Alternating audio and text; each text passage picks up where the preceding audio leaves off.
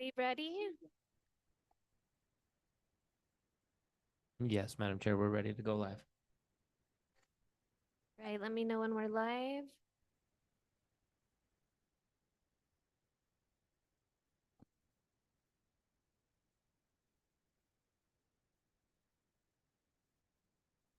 Madam Chair, we're live. Thank you. So I call to order the Public Works and Utilities Committee for June 3rd, 2024. It is 5:02. Could I get a roll call, please? Certainly, Madam Chair. Counselor Castro, Present. Counselor Michael Garcia, Present. Counselor Romero Worth, I'm here. Counselor Lee Garcia, Excused? and Chair Chavez. Here. You have a quorum, Madam Chair. Thank you. Next on the agenda is the approval of the agenda. Are there any changes from staff? No changes, Madam Chair. Anything from the committee? Could I get a motion, please? Move to approve. Second.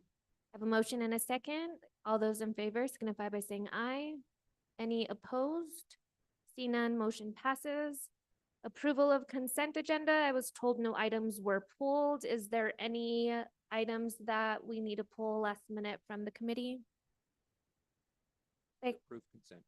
Second. I have a motion and a second. Could I get a roll call vote, please? Yes, Madam Chair. Was that second by you, Counselor Romero Worth? Oh, it was by Alma. Okay, Counselor Castro. Okay, and roll call is Counselor Romero Worth, Yes. Counselor Michael Garcia, Yes. Counselor Alma Castro, Yes. and Chair Chavez. Yes. Motion passes. Right, next we have public comment. I don't see anyone here in this. Oh, we have someone here. Can't see behind the TV, I apologize. So if we have anyone that from the public that would like to speak, and we'll do those that are present in person, and then Ms. Wheeler, if you'll just check for me if there's. Thank you, Chair. Yes, My name is Nicoletta Monroe. I'm a citizen. I live in District 1. I'm reading the agenda for this meeting and reading the minutes. I noticed a mistake in the minutes, and I want to remind this committee that you are required to read the minutes, and if you find any mistakes in the minutes, you've got to bring them up, and then the minutes are amended. I noticed in the minutes, I'll let you find the mistake. I noticed in the minutes that the consent agenda in the minutes is configured as if each item is voted upon, which I feel is appropriate in the meeting also. However, the style of this meeting is to approve the consent agenda as a whole and not vote on each individual item. I take issue with this, and I think we should consider reading the caption of each agenda item, even on consent agenda items, so that the public can hear what is being voted on the consent agenda, lest they are unable to read the agenda, or let's say they can't follow every single detail of the meeting because maybe they're at home making dinner for their kids and they're listening to the meeting. We should consider that for transparency, it's important to read and vote upon every item in the consent agenda at the meeting for transparency, for the public to understand, and we're not doing that. However, in the minutes, it's configured as if you had voted on each item on the consent agenda separately. So please consider that perhaps it is necessary to read the caption of each consent agenda item before it is voted. Thank you. thank you. Anyone else for public comment? All right, so next we're going to move forward with our presentation and informational items. First up is a presentation of Public Works Complete Streets Traffic Engineering. And we have Jeanne. I want to Wolfenbarger? Barger. Thank you for the correction. Thank you so much, Madam Chair. I'd like to give a little bit of introduction. This is Jean Wolfenbarger, our city traffic engineer. We are so excited to have her on board with us for almost 2 years now. We didn't have a traffic engineer for many, many, many years, and the former engineering division director, John Romero, sort of filled the role, but it was a vacant position. Jean works with constituents and private developers and with our capital projects and with DOT projects to make sure that our streets reflect the character that the governing body has established, which is a complete street, which is safe for all users. We are swimming upstream a little bit on this work. Roads have been engineered for cars for a long time, and when we push hard and insist that they be engineered for pedestrians and bicycles, we're changing the paradigm quite a bit.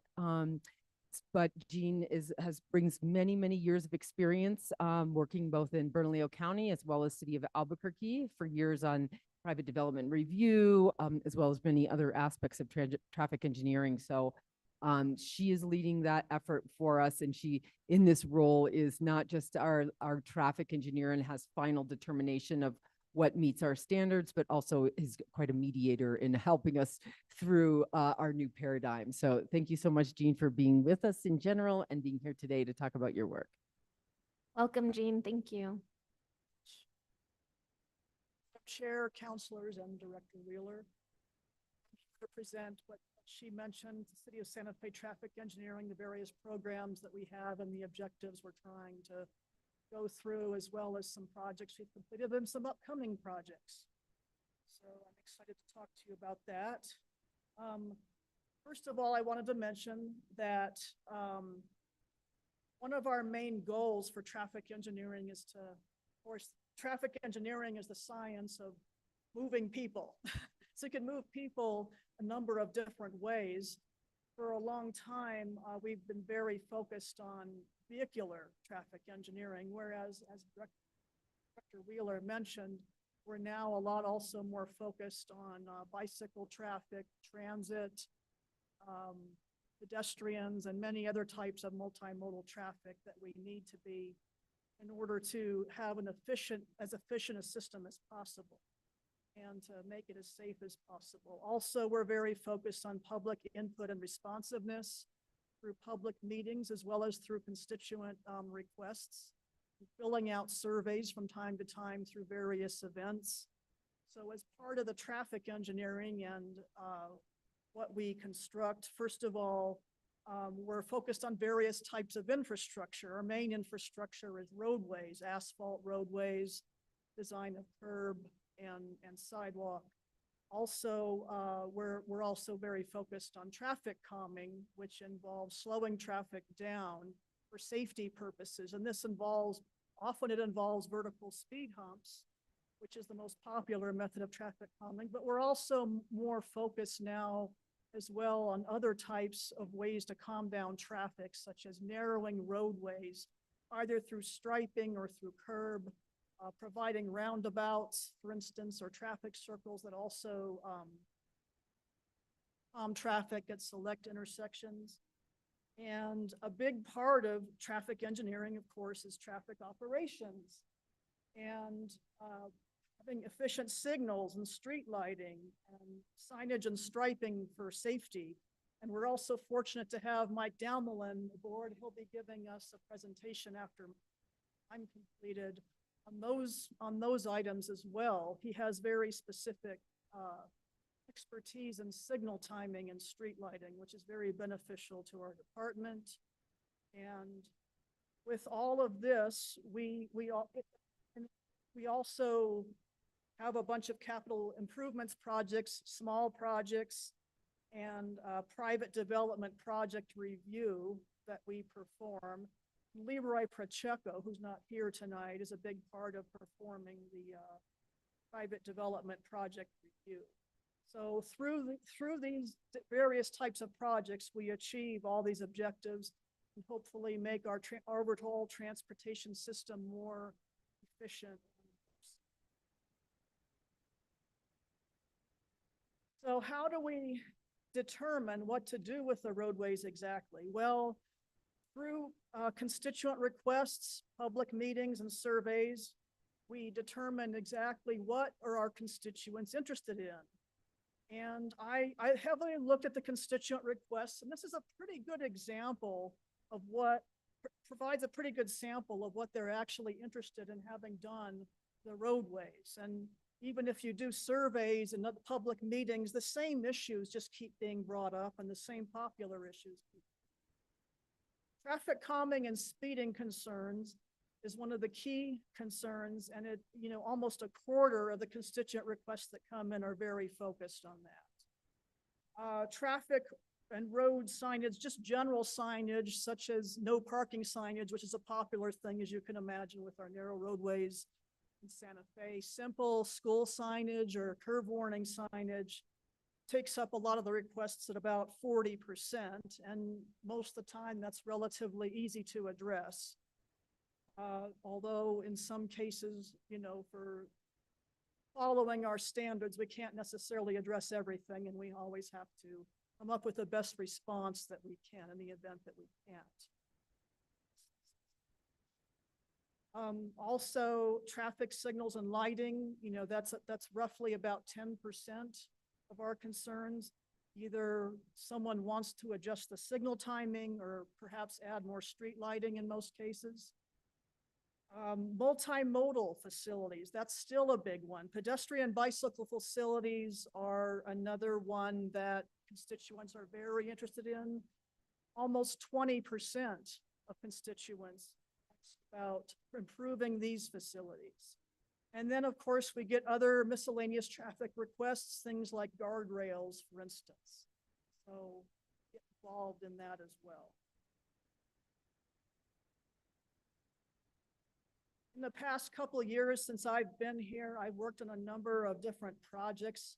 I obviously don't have the time to go through each one and every one of these in details, but I did want to show you what we accomplished. First off, the emergency routes map update, which hadn't been done in quite a long time. As Director Wheeler mentioned, they hadn't had a traffic engineer for a while.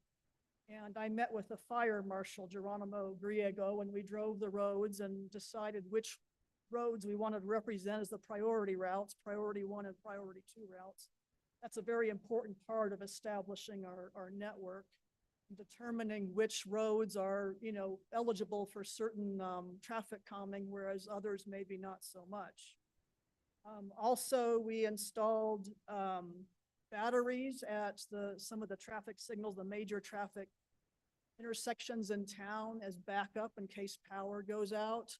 I noticed when I first came to Santa Fe that we had a problem with power outage, and so that was one of my first objectives when I came here, was to get some of those in place. And so about a quarter of our intersections have those. Also cellular modems.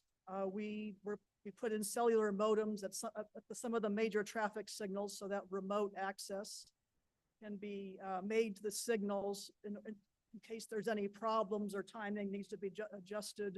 It can be done remotely. We did a corridor study in Agua Fria that was completed this last year, and hopefully we'll be obtaining funding for that sometime in the near future. That was between Siler and Osage, and that was focused on traffic calming and multimodal facilities. So improving both sidewalk and bicycle facilities through there, as well as proposing a couple of roundabout locations, specifically at Osage. Camino Carlos Rey neighborhood study was completed this last year. And basically, as part of that neighborhood study, the Public Works worked with the MPO as they originated that. And that's, focused on multimodal facilities, mainly in traffic calming. And it proposes things such as narrowing lanes through actually striping, crosswalk studies, and speed radar, things of that nature, because there was a lot of concern within that neighborhood regarding multimodal safety. And then we With the help of Mr. Leroy Pacheco, we completed 3 traffic calming projects. Calle Atajo with speed humps on the north side of Fina, Calle Nuevo Vista. And then we also had some flashers at Camp and Torres and Zia, simply because there was some curves in the road there, and that was to help alert drivers due to the sight distance issues. So Mr. Pacheco helped with that, as well as our traffic operations. And we have some traffic calming projects pending, mainly Calle Atajo Phase 2, which is south. So I had some pictures here of Calle Tahoe speed humps, and we also completed many small projects, including Calle Poapi crosswalk in front of Ramirez Elementary after we performed a school study. We revised the signage there. The 38 small projects that I mentioned, I mean, it's various projects that involve anywhere from 1 or 2 signs to maybe 20 signs and perhaps some striping. They're mainly focused on signage. And there's also some guardrail projects as well. The biggest objective that we have going on right now is our code update, providing a complete streets manual, which is in progress. So in order to have, better multimodal facilities and better traffic calming, we propose having this complete streets manual to address many concerns. We're finishing up traffic impact study guidelines that are not only focused on vehicular traffic, but also providing pedestrian and bicycle facilities as well.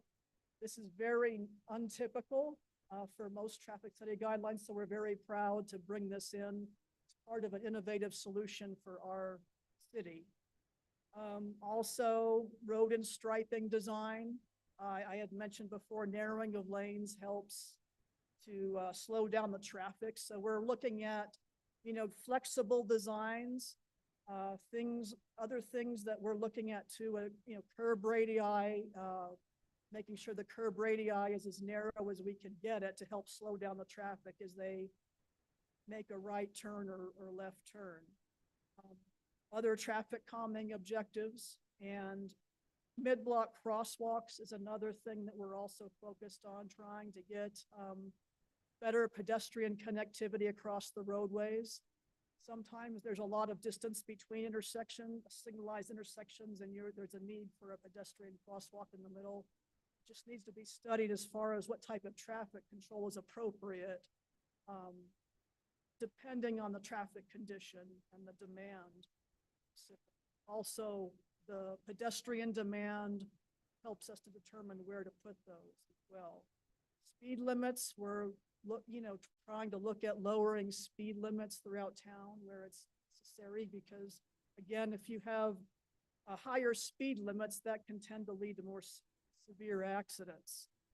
So, however, we don't just want to lower the speed limit, we want to design the road to accommodate slower drivers as well, so that they feel uncomfortable driving at higher speeds, if you will. And a lot of time has to be put into the design of the actual roadway. I've been working with planning also on outdoor dining parklet standards, and Heather is the one that's working on that, I think finishing that up right now, but I've provided them with some standards as far as traffic safety so that we can accommodate outdoor dining and make this a really wonderful community, build the roadways for the people and for the travelers that come here. Just make it a very nice, comfortable environment. I provided a picture here of our Santa Fe Rail Yards pedestrian infrastructure, just as an example of what we'd like to see.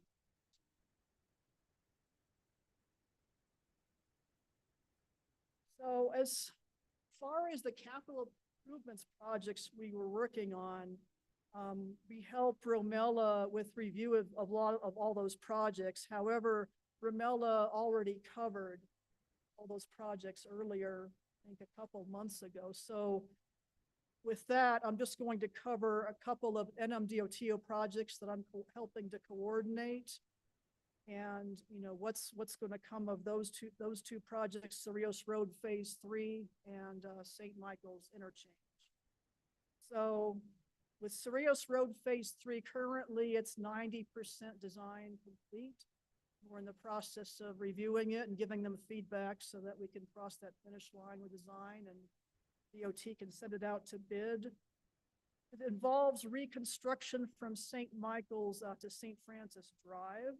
So this project involves widening sidewalks, has ADA compliance. It's very deficient in sidewalk infrastructure right now. It adds 2 mid-block pedestrian crossings due to the large spacing between signalized infrastructure. There's not enough opportunities for pedestrians to cross. So we're adding a couple there. And also, due to the storm drainage issues we're having on that road, stormwater infrastructure improvements are being made extensively through that corridor. Enhancement of transit facilities by adding the bus shelters similar to what you see in the first phases to the south, in the first 1 or 2 Cerritos Road projects, some traffic signalization and lighting upgrades, and also access control improvements. We have unlimited driveways through there, so we're trying to consolidate access so that conflict points can be minimized throughout that.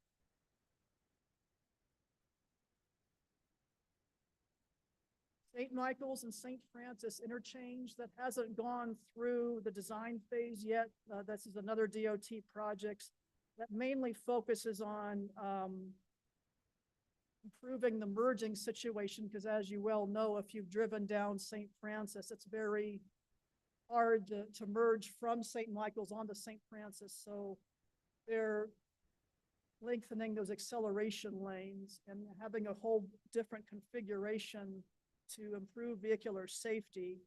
And also a lot of bicycle and pedestrian connectivity and safety is going to be added as part of this project through that whole corridor. It goes from Siringo to San Mateo.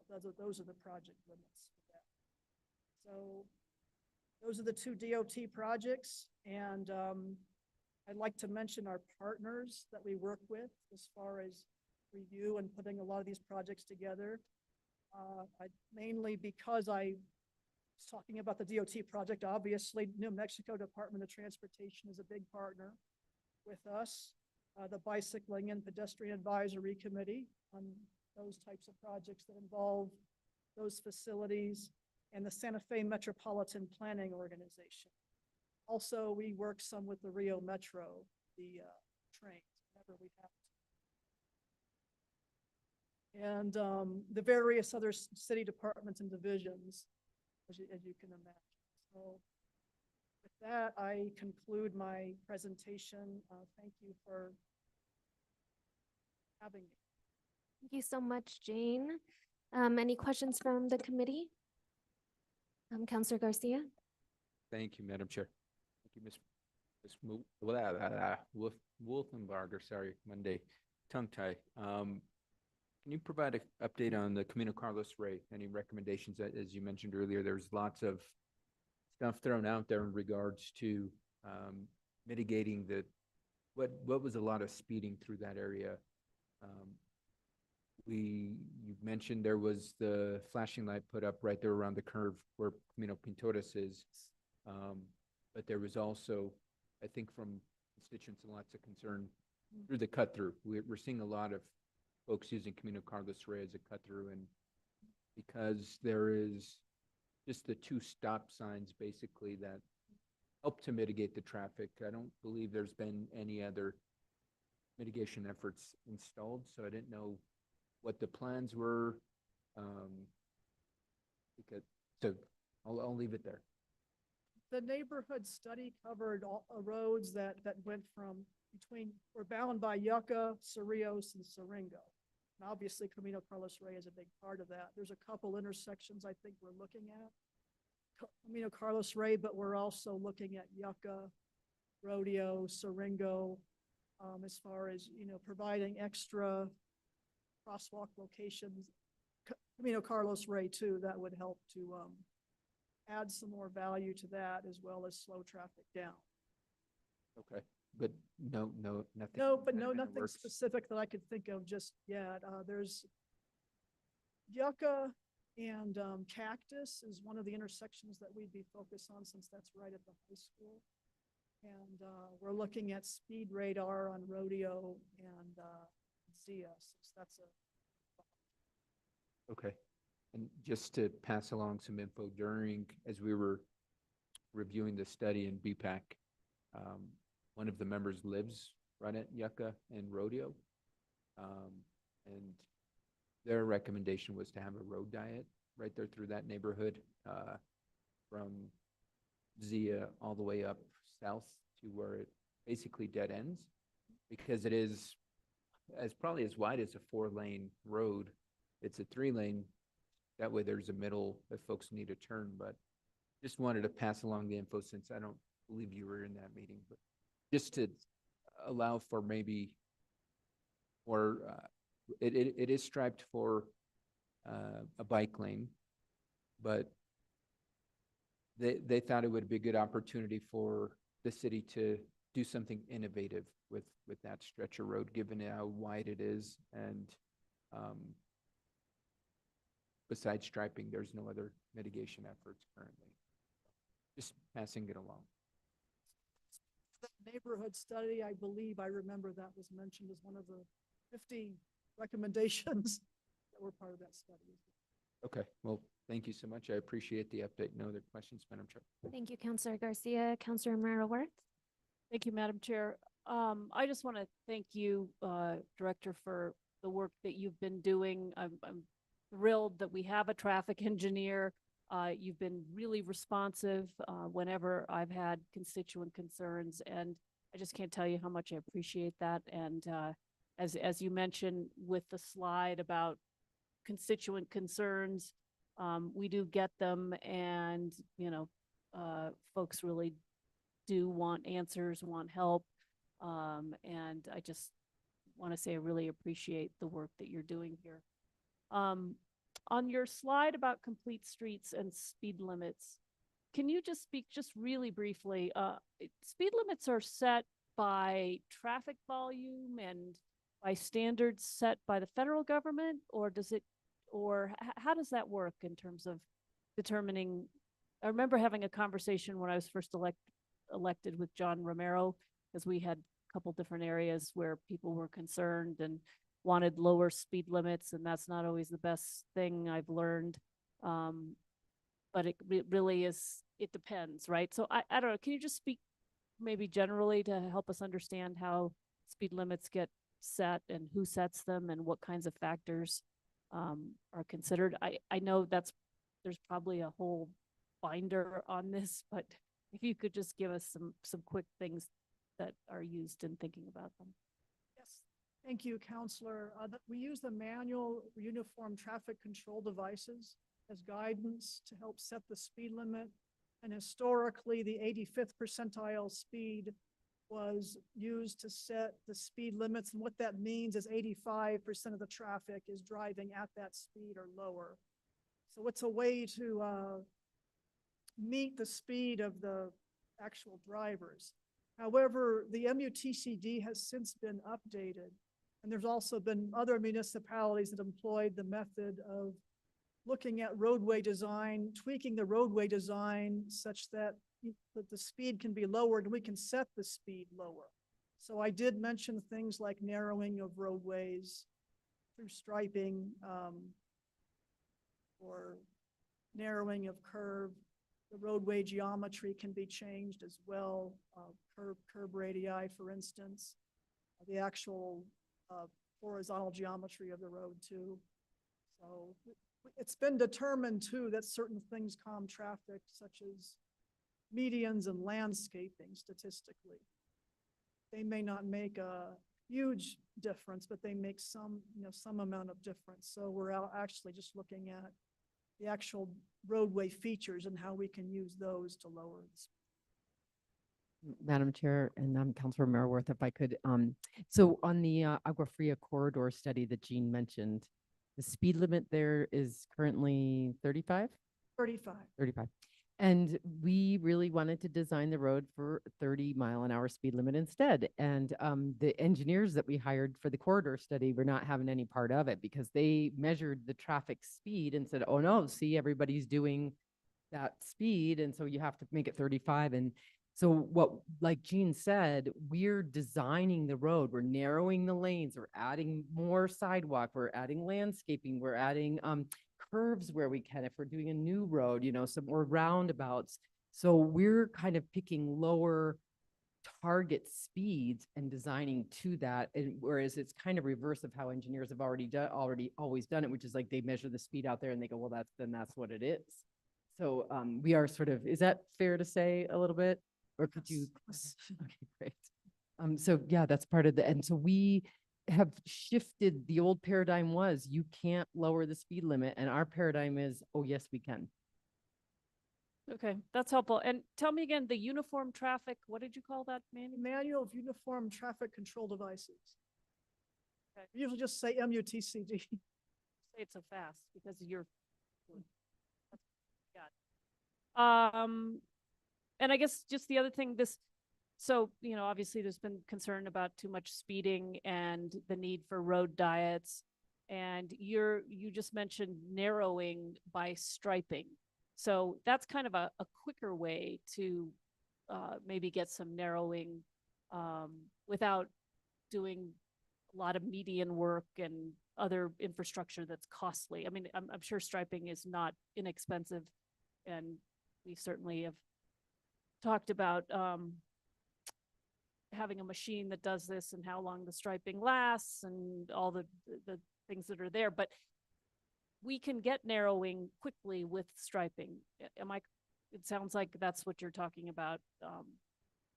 Yes, yes, Counselor. So what we've been focused on is whenever we have a road rehab project, for instance, or any capital improvements project for that matter, which involves redoing the pavement, that's when we would take a look at the striping as well.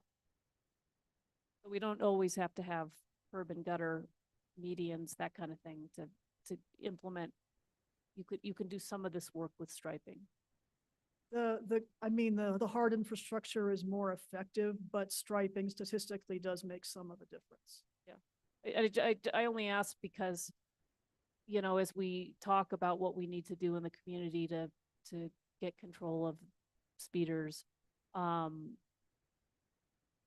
you know, one solution certainly is complete streets and how we design them, but that takes time and money. And so I'm just interested that the striping might be kind of an interim step in some cases to getting the results that we need and want in certain areas on certain projects. So just curious about that. Thank you, Counselor. Yes, our neighborhood study actually focused a lot on the restriping of many of those roads. Okay, thank you. Thank you, Madam Chair. Thank you, Councilor Merworth. Any other questions? Councilor Lee Garcia? Thank you, Madam Chair, and thank you for the presentation. Just a quick question around, you mentioned something in regards to outdoor dining park widths. And currently, I think what I see, especially in the downtown area, mostly where I see outdoor dining happening, there's barriers that are put up. What does it look like to redesign the roadways so there are places where outdoor dining is possible? Thank you, Counselor. So first of all, we focus on a lot of the roadways that have a 25-mile-per-hour speed limit, basically. And we add things like delineators to highlight them and make sure that they're a certain distance set back from the travel lanes. Obviously, depending on the roadway, certain safety measures have to be placed, but we're primarily focused on 25-mile-per-hour roads with 25-mile-per-hour speed limit to implement this. And I think there's a lot of those throughout town. There's a lot of opportunity for that.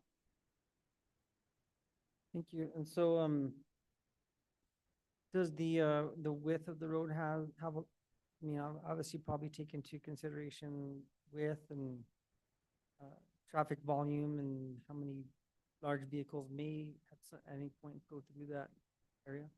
Yes, thank you. Mainly, where we put them is where you have existing on-street parking and you want to take out one or two on-street spaces if the restaurant can afford to shift in that direction. Yeah, that just kind of piqued my interest. And obviously, I took the next thing that you said as roadways for the people and not just for outdoor dining. And so I think there needs to be a really good balance that needs to be struck there. That was just mainly a comment. So thank you. Thank you, Counselor Lee Garcia. Any other questions? Counselor Castro? You just have a few brief questions. Thank you so very much for the presentation. You mentioned that you might be hoping for some funding on the Agua Fria Street Corridor. Do you want to just mention a little bit about the possibilities there and what the study came up with?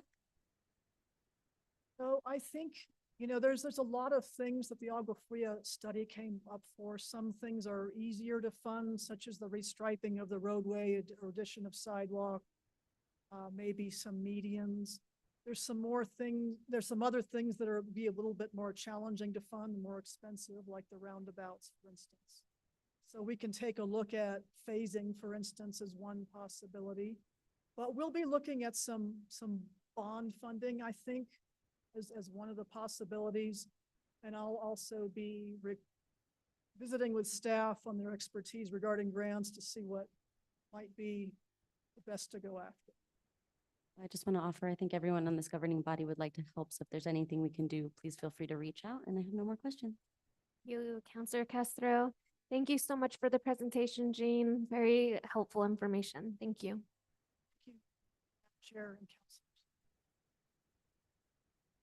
All right, next presentation, informational item, presentation on traffic operations. And we have Mike Damlin here, Engineering Supervisor.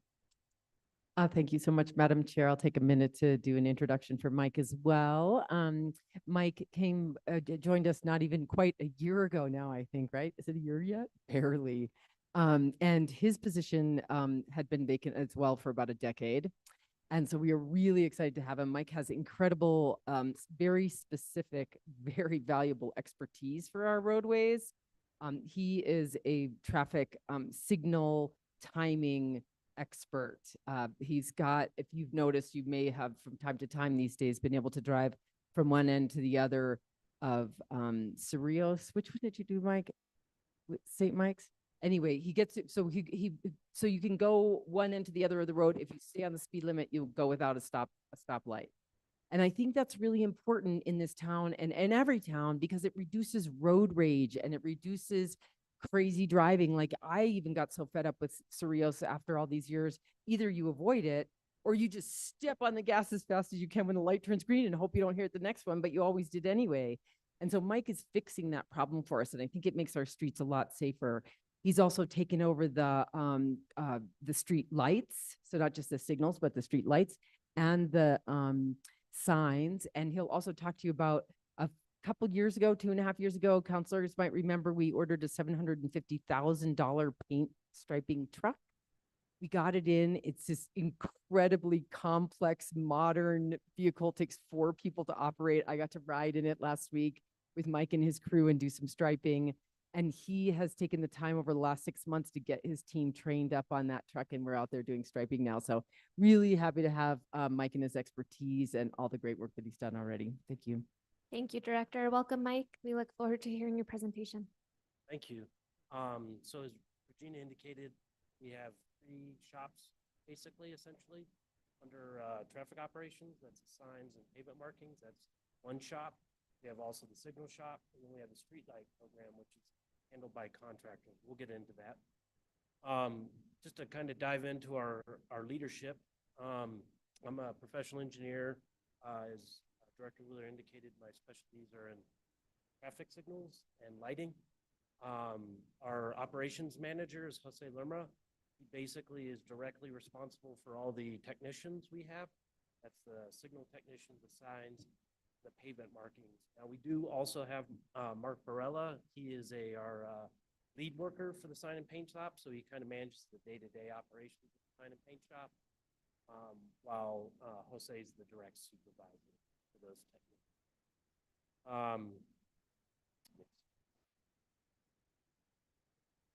As I kind of indicated, we have the three shops. We have 4 signal technicians currently. 2 of those are journeyman electricians, which means they can lead projects with wiring and all that based on New Mexico law. We have 1 vacancy right now. It's kind of very difficult to fill because it's a very technical position.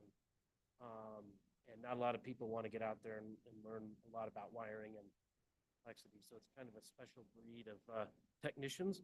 We also have our sign and paint shop. We have 4, currently we have 4 sign and paint technicians. We have 4 vacancies. That obviously has significant impact on what we're able to do.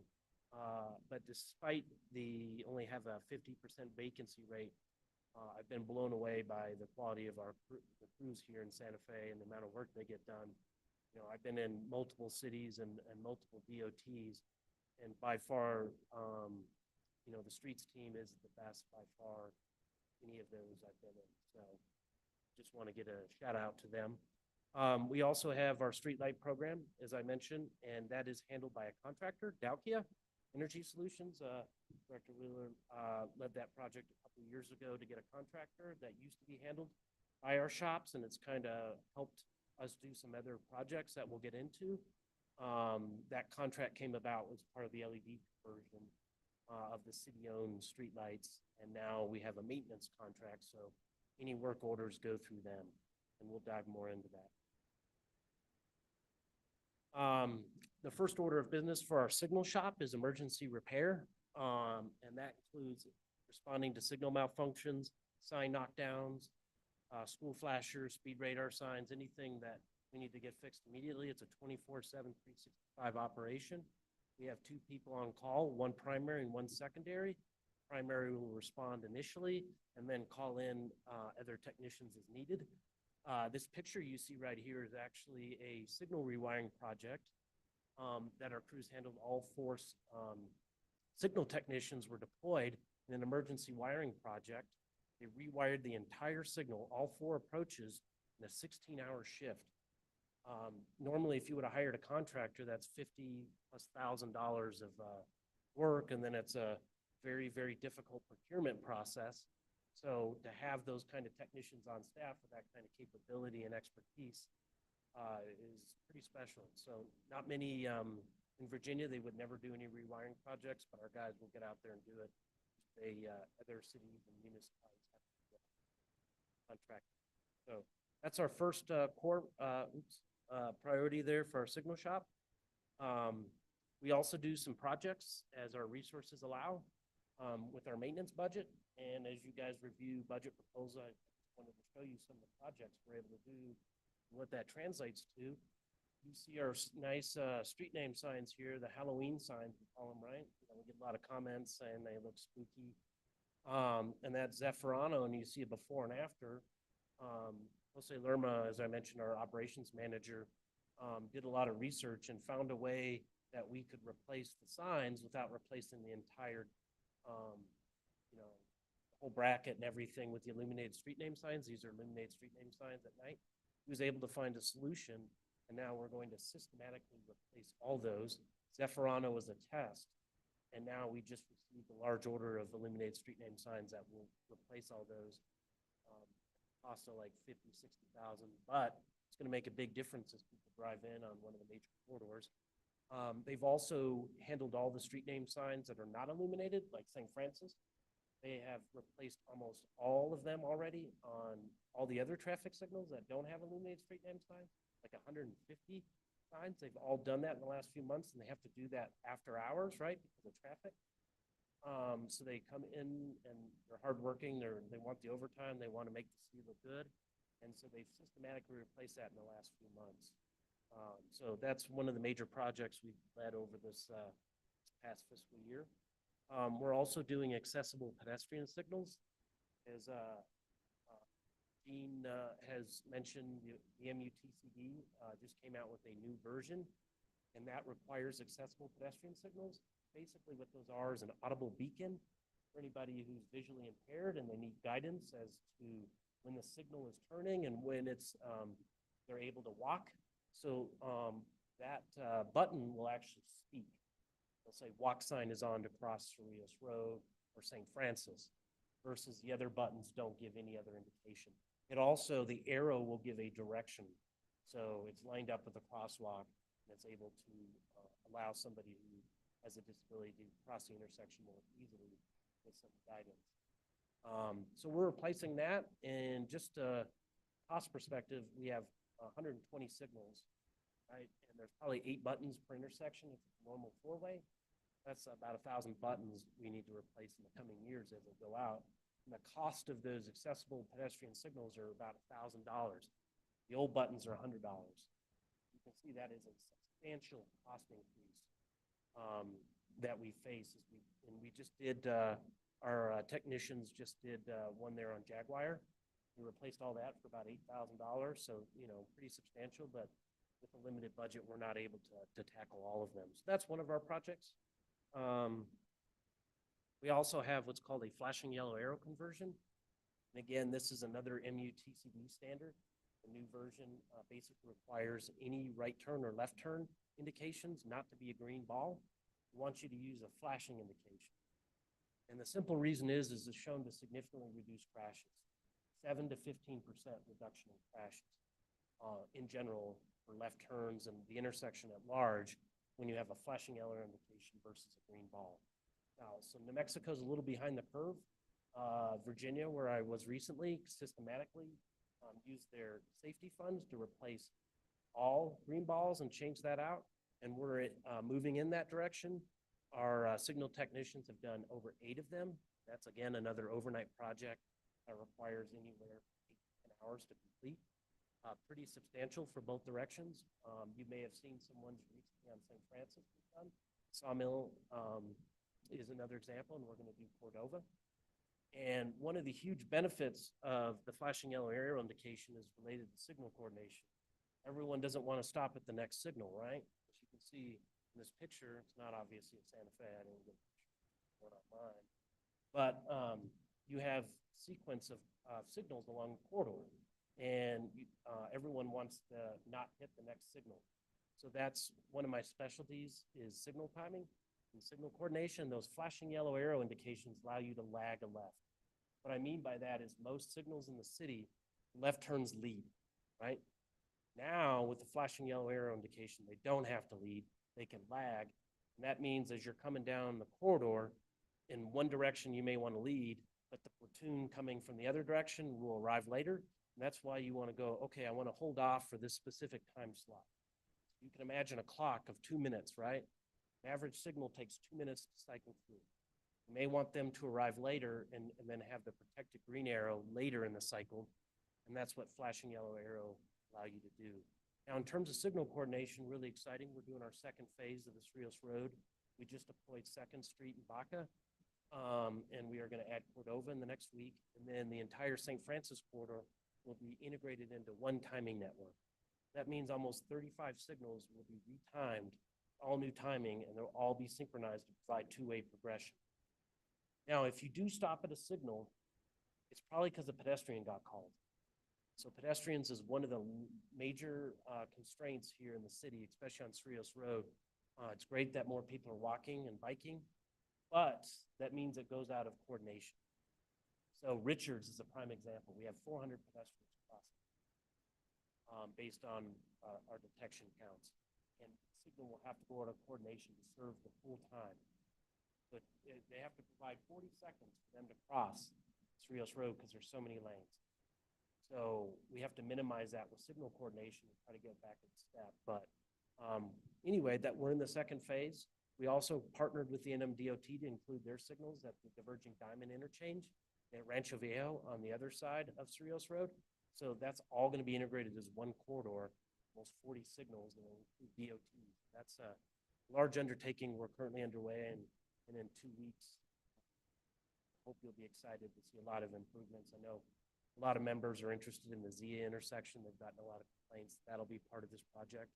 That will be retimed. Now, there's some preemption issues there at that intersection that cause a lot of the timing issues at that intersection due to the railroad. There are some solutions there that probably won't be popular with the railroad, that we could get into if we have any. So enough about our signal shop. We have our sign and paint shop, as I indicated, Mark Barella, who's been here 29 years, in July, is the lead worker. He leads the technicians' day-to-day operations, even though Jose Lerma, our operations manager, or supervisor. They systematically replace signs. So as you can imagine, signs get worn down by weather, age, right? And the signs need to have a minimum degree of retroflectivity at night so you can see it. And so we're systematically replacing old ones. And in the wintertime, that's where they really focus their time. They replaced 1,500 signs about 3 months, quite significant. And that's cost a lot of money as well. So just to kind of give you an indication of what they normally do. They also do pavement markings, specifically crosswalks, which is a large constituent request is related to crosswalks, right? They installed about $750,000 in tape last year on different intersections throughout the city, crosswalks and stop bars. Now, the problem with some of the tape we use historically is that it doesn't last very long. With labor shortages, we have to look at alternative striping technology or material, I should say, to last longer, and we'll get into that. But you know, just put some of the numbers of everyone loves numbers, right? To get a perspective. Did almost 1,000 lane arrows. They did several miles of pavement markings, right? Between 4-inch and 6-inch lines, depending on where. That's a lot. Right? Several miles of pavement markings installed, and that they are at half staff, right? They basically spent half of 2023 doing that. By being half staff, that means we can't do roadway striping. Dash lines, the white lines, the yellow lines. We couldn't do that for a while because we're half staff and we have to prioritize our crews go, and that's where as Director Wheeler indicated, we have a new paint truck, $750,000, and then we got that late last year. And then by the time we got it, we had an initial training in the fall, but temperatures have to be above 50 degrees for them in order to stripe the dash lines or the yellow lines or the white lines, right? So that kind of limited us, and we had an additional training in the spring. And with the leadership of Jose and Mark, they started in April after that second training, and they have used almost 1/3 of the paint the NMDOT has provided to us. About $150,000 of paint they provided. They've done a lot of the roadways off Airport Road. They have striped with new yellow and white. Now, you might notice some roads are, you know, there's some growing pains or learning pains. Some of them might be a little crooked, but, you know, I tell people it's like politics. So, but anyway, yeah, we're about 1/3 the way through, and that's our focus for 2024. 2023 was the intersection markings, the stop bars and all that. And this year it's roadway stripe.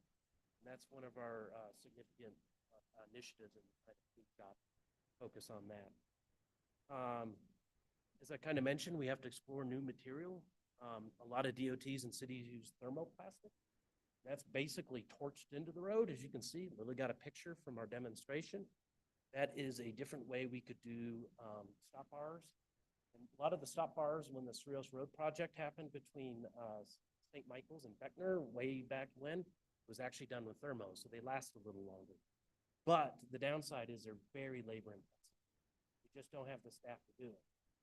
We just contracted some out recently, so if you've been on Airport Road, you see half-finished Continental thermoplastic striping. They'll be coming back in the next few weeks to do that, but we actually have to hire that out because we just don't have the staff. Like really torching in pavement, that doesn't happen in a few minutes. We're also testing material from PPG. We did the demo of their cold weather thermo, which allows it to go even below 50 degrees, that kind of threshold. So we're trying to test new materials to extend the striking. So just to kind of give you an idea, we're trying new stuff to figure out staffing. Things that's still common theme in this piece. Pull together and you share resources and try new things to just get things done. Street lights is the other operation I manage. As I mentioned earlier in the presentation, we have a streetlight contractor, Dalkia. So we don't generally do any of the streetlights anymore.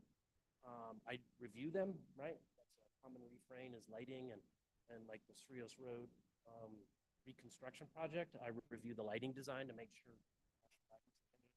are met and we don't get any light trespass or any of those things. So,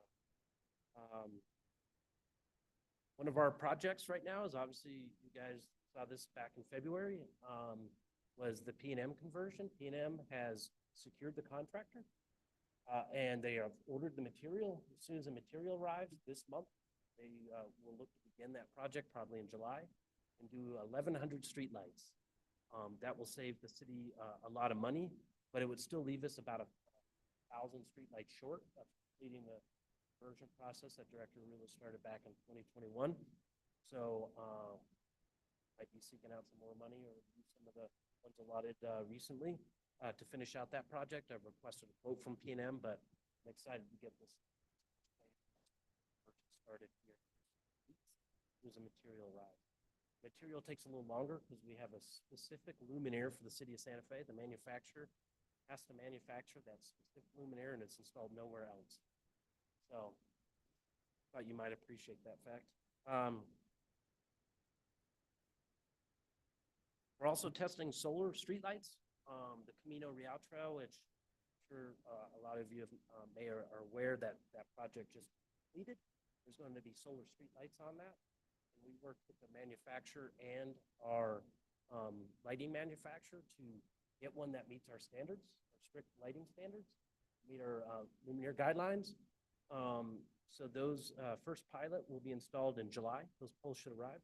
We also have some contractors that are interested in installing, or developers, I should say, are interested in installing solar streetlights for residential. And we're going to get a test pole from the manufacturer. We're going to test it and see if it lasts a long time. Some cities here in New Mexico, like Gallup or Grants, had a really bad experience. One particular manufacturer, as someone who has to maintain it with our crews and our limited budget, being very, very particular and making sure we make a good decision on the streetlights. Okay. But anyway, that's the general kind of like outlay. I have some budget discussions if you guys all want. On how much things cost or where the money goes to put in perspective if you're interested. Some of you have already been in this presentation, so it was kind of like Groundhog's Day. So I apologize. But I added a few things. We got some more striping. If you have any questions, happy to entertain them. Thank you so much. Are there any questions from committee? Counselor Lee Garcia? Thank you, Madam Chair, and I appreciate the not only the presentation, but the comment on the striping down Airport Road. I've had some people reach out about that, and I explained to them, I said, look, streets need to be striped, and, you know, it's a safety issue. People need to know that they're in the right lanes and when to turn and when they can. So I think that going to maybe my question would be, what do we look at saving in the long run by striping our streets versus contractors? Because not only the cost of the contractor, but I believe it's been an issue with not only the cost, but the availability. When we need it, they're not available. And so maybe you can touch base on that in a Sure. second. Happy to. I talk often to the NMDOT, the district engineer. There's only 3 contractors in the state that are striping. Actually, get a contractor short.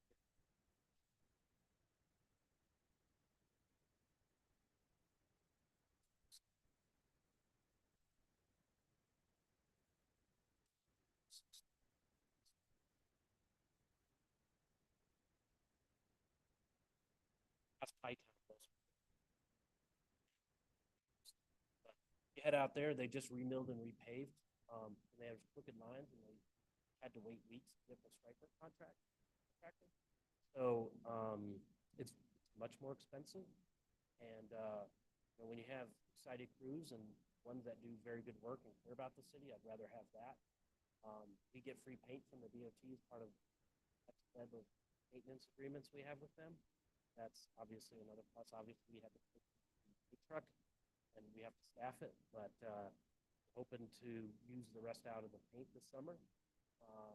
Get a large portion of those roadways done. And one thing to remember is the striping's really there for the nighttime. And, you know, those, sometimes it's a lot harder to tell and the lines make a lot more sense at night. So just keep that in mind. Yeah, I believe the town is called Quemado. I knew I was gonna pronounce it wrong. That's- The important thing was Pie Town, really. Our town is great, but Quemado is the next one down the road. Anyway, actually, I have, one other question in regards to, signals on Cerritos. And so when you talk about the timing of the traffic on Cerritos, how does that affect the cross traffic on the, you know, the people who are waiting to come out onto Cerritos? And, you know, obviously they don't want to wait there for 5 or 10 minutes either. And so, how does that work? Just if you can explain that a little bit. So it's a general equation, right? Height front, heights, similar. Sense that about 120 seconds, 2 minutes is the best cycle length. And as you go above that, the capacity barely increases. But as you go from like 60 seconds to 120 seconds for the signal to cycle all the way through its phases, it goes up almost exponential. So it's a significant improvement. So like the sweet spot is 120 seconds, which means you couldn't have to wait up to 2 minutes on the side street. Now, I firmly believe that I would rather prioritize the main lines, the Cerritos Road, for example, because you're more likely to experience severe crashes on Cerritos Road. So if you don't stop them along the major corridor, you reduce the number of stops, you reduce the number of accidents.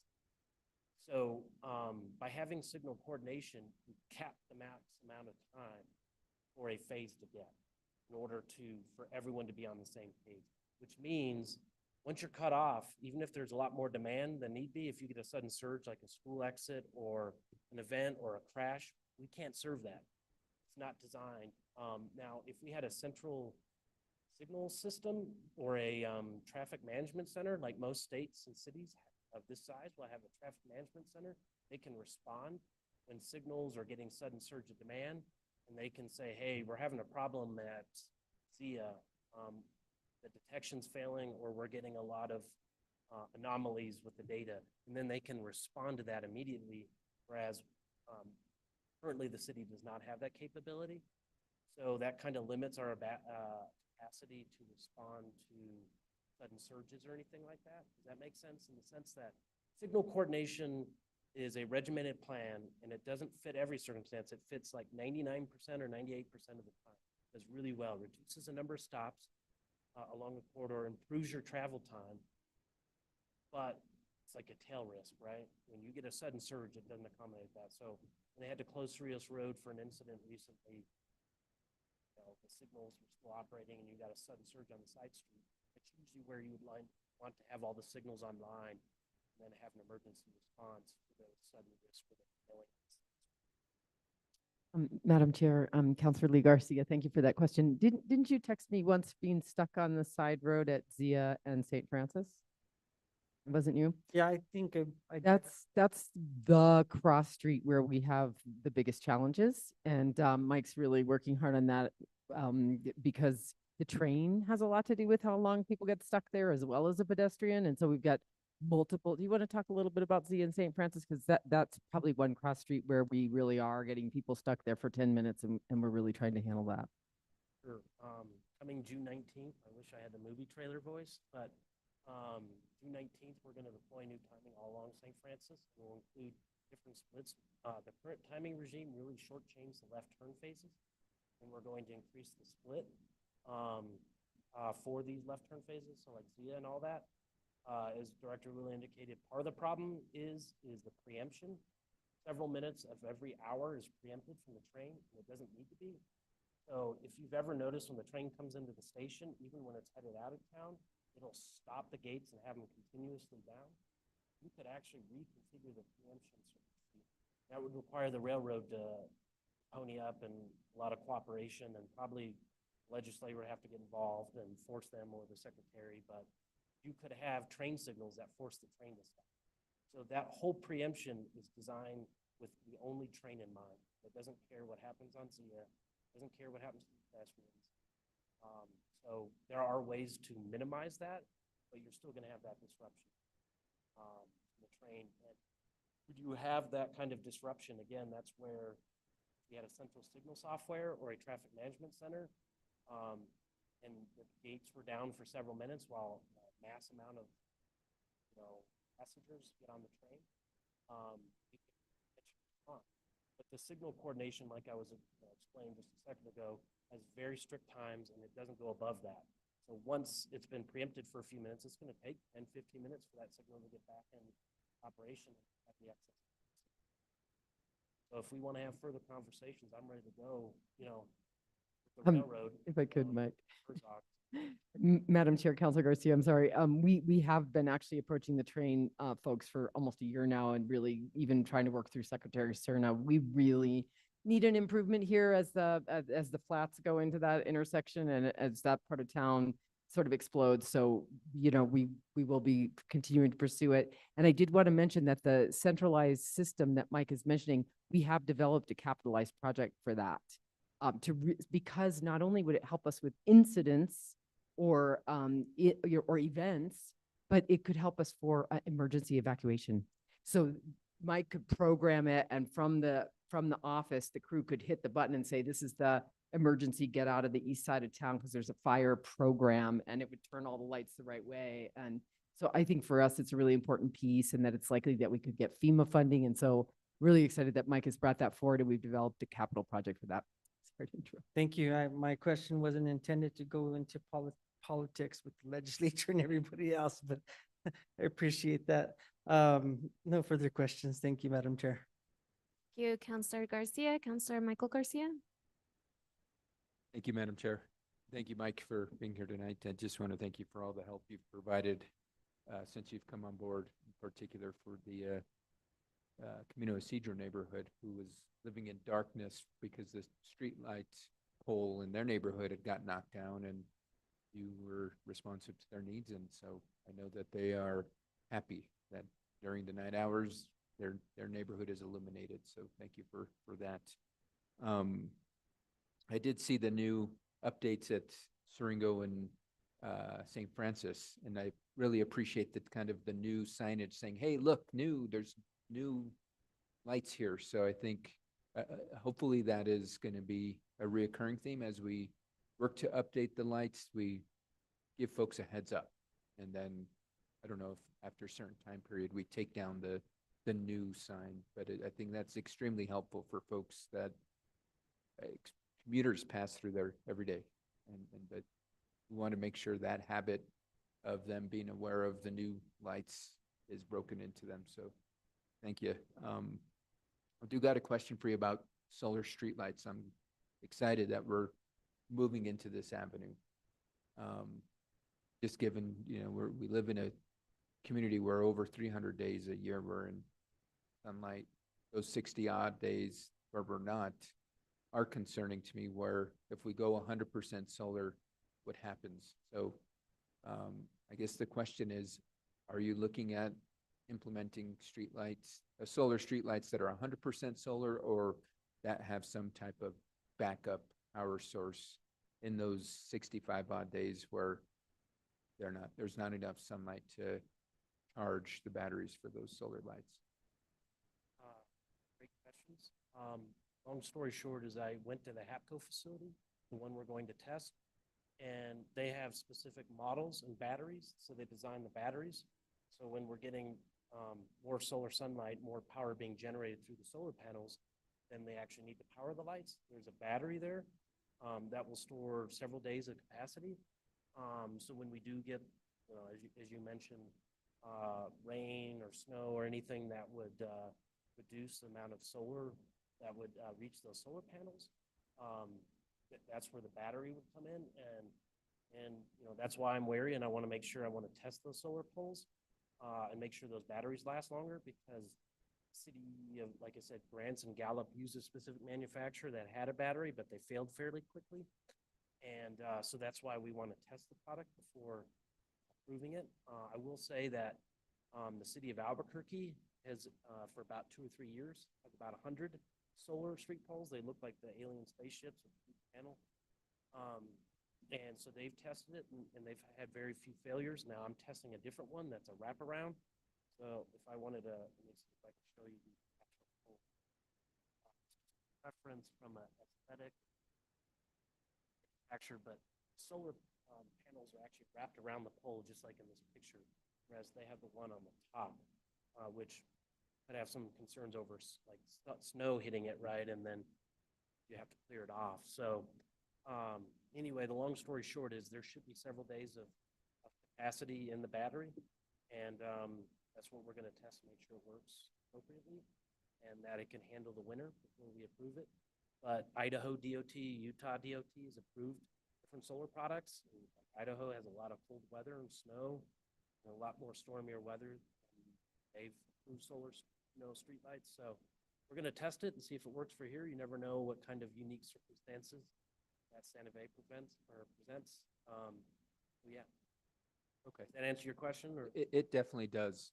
And I would just make the plug that as we begin to redevelop the Midtown campus area, that would be a perfect location where it can be 100% solar streetlights. With that kind of same vein of thinking, looking at additional equipment that could be powered by solar, whether it's the radar flashers that are somewhat around school districts. That could be another mitigation effort where instead of a speed hump, we install these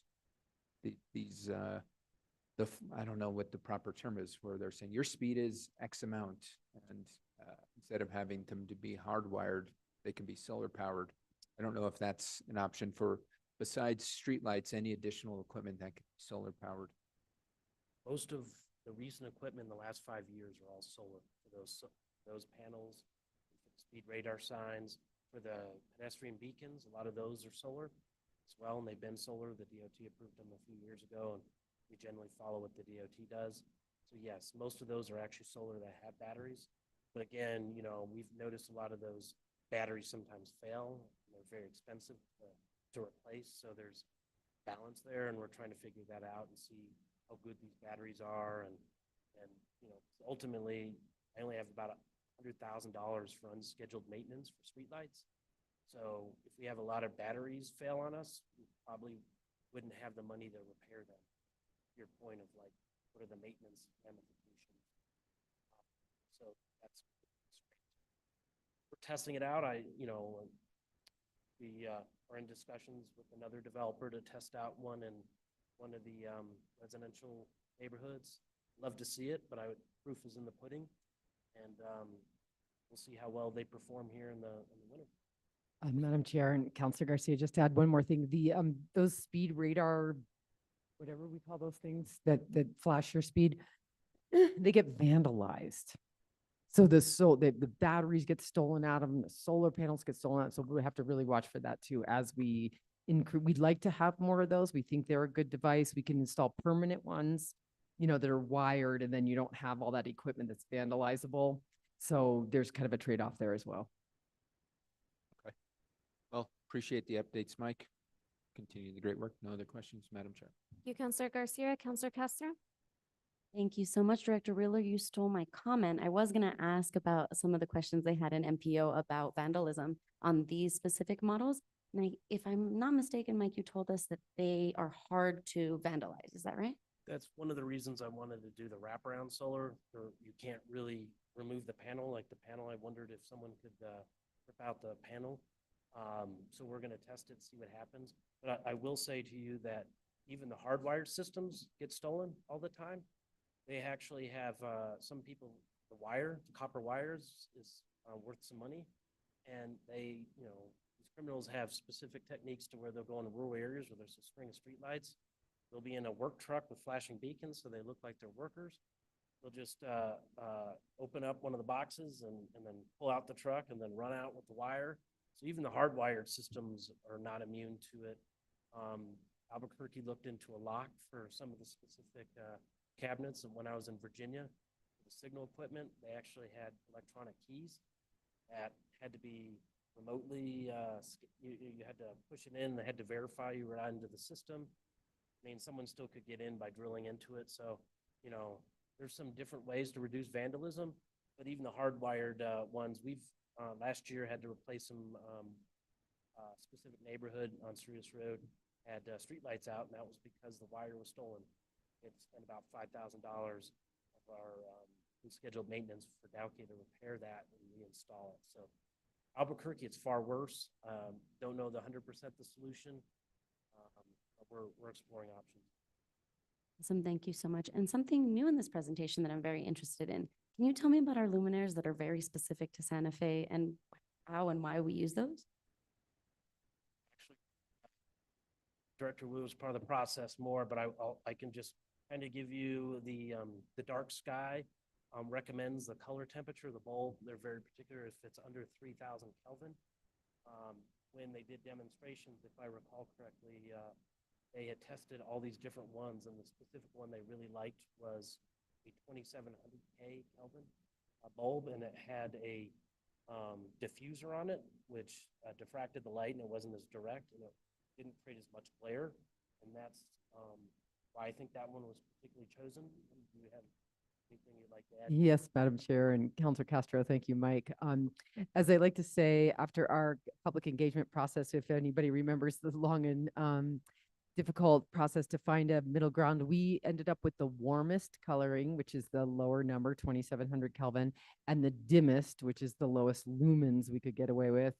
But we still needed it to have a tier 1 manufacturer, so 10-year warranty, you know, easy to replace, you know, like the standard equipment. So we have the warmest, dimmest luminaires that you can buy for Santa Fe. So thank you so much. I'm sure our Dark Skies community is very happy about that. No further questions. Thank you, Councilor Castro. Mike, thank you so much for the presentation. It was very informative. My only question is if we could get like an update on vacancies, has there been an increase in interest in some of those positions, especially, I don't know how the departments were impacted by any increase in wages, but have we seen any interest? Madam Chair, actually, this has been a problem that I've been working on for 5 years, staffing this team. And right now we're in a particularly difficult situation because for some reason, the CDLs in Mike's shop, which all of his people are CDLs, are paid less and at a lower grade than the other CDLs in the city. So they're all, he's has a 50% vacancy rate now, but we just got 2 notices from his employees that they're moving over to environmental services because they're 2 grades above. So just having the CDL, they can get paid more. So we sent a message to Byrne, and we've got hopefully going to meet with her later this week about hopefully making an adjustment to these CDL positions to get them the same as the other CDLs. It doesn't make much sense to me why it would be different. And And it makes it competitive between departments, which doesn't help anybody. exactly. So we're working on it. Thank you so much for your consideration. Thank you. Thank you so much, Mike. I appreciate it. Thank you for being here. Thank you for all you do. The presentation was great. So thanks. All right, next on the agenda would be matters from staff. Are there any matters from staff today? Thank you, Madam Chair. Nothing really new, just a reminder that we'll be introducing the ICIP on June 12th at the governing body meeting. And we did take public comment. I thought there was a lot of great public comment that evening, but it was both on the on capital in general. So we watched that. And I think our ICIP does address a lot of things that the community is looking for. So excited about another good year of legislative capital requests. Thank you. Great, thank you, Director Wheeler. Any matters from the committee? And only matters from the chair.